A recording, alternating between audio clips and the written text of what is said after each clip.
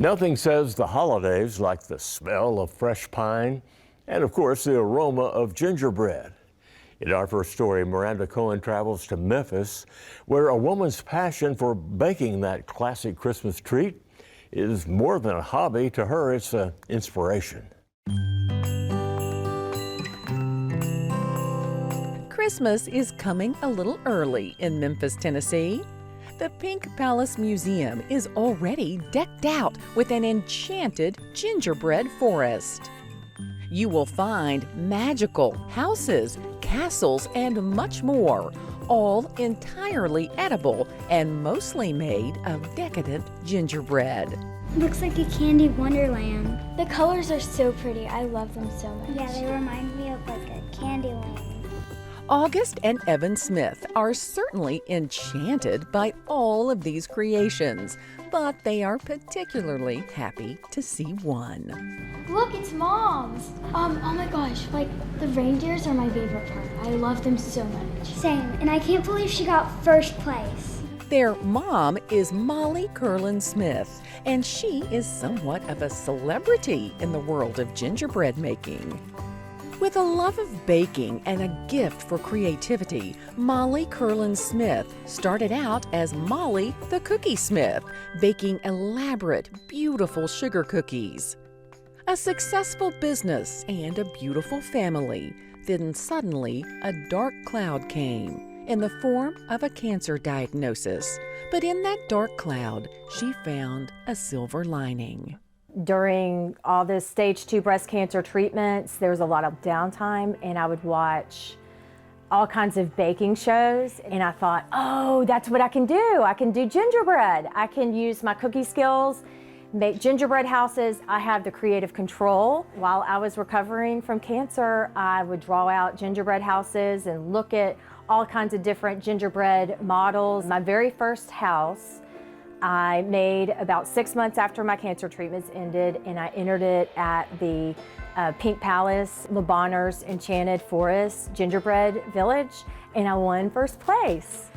First thing I ever entered, I won first place. So that was a massive ego boost, and it propelled me to pursue gingerbread as a full-time hobby. Her hobby became a successful business, and Mollie had to create the perfect gingerbread recipe, one that would be load-bearing and stand the test of time. And these halls have to be decked out for the holidays in grand style, with glass windows, working lights, wallpaper, swimming pools, you name it. Played around, failed miserably, and it was not easy, but once I figured out how to get the icing the right consistency, all bets were off. Recently, I turned to isomalt as my cement, and that has been priceless. The challenge with isomalt is that it dries very quickly. It's basically boiled sugar. It's a sugar substitute. And so it's hot. The pieces seal into place within about 4 seconds, so you have to get them exactly where they need to be. Now, you might wonder how Mollie manages not to take a little nibble of her beautiful work. It also smells incredible. But this gingerbread is baked without baking powder, baking soda, or eggs, which makes it very tough and great to build with. In fact, it is construction-grade gingerbread.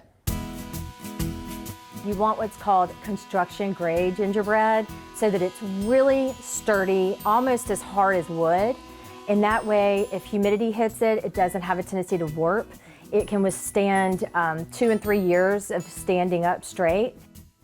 Well on the road to recovery and on the highway to holiday baking fame, Mollie started creating bigger and more luxurious structures, homes, castles, and even commissioned commercial real estate buildings. You can always spot one of Mollie's masterpieces by some of her signature details. I have found that I'm extremely strong at piping, and so a lot of times you can recognize my pieces just by the piping alone. I love to have a reindeer on the roof looking down at the other reindeer in the yard, and I love to have a reindeer in the yard looking up at the reindeer on the roof.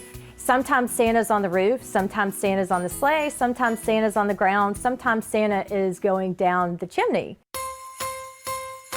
Her edible mansions and high-rises caught the eye of the Food Network's Holiday Gingerbread Championship. She competed on the show, and no surprise, she brought the first place prize back home to Memphis. Winning the show, to the delight of her family and friends, was the icing on the cake, but it was also much more. To her, it signified the end of one journey and the beginning of a new adventure, and a sense of hope for all good things to come. 4 years to the day that I got the call that I had breast cancer, I shot the day one of the show. So that was a full circle moment for me. It was just unbelievable how 4 years before I was at the darkest moment of my life, and then 4 years later I was at one of the highest moments of my life. My favorite part of all of this is seeing the looks on other people's faces when they see my creations. They just smile. It brings a smile to everyone's face, and the kids are the best.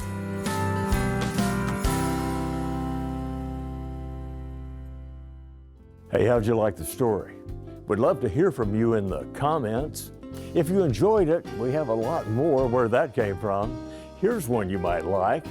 And please click here to subscribe so you'll know when we premiere new videos. Thanks for watching.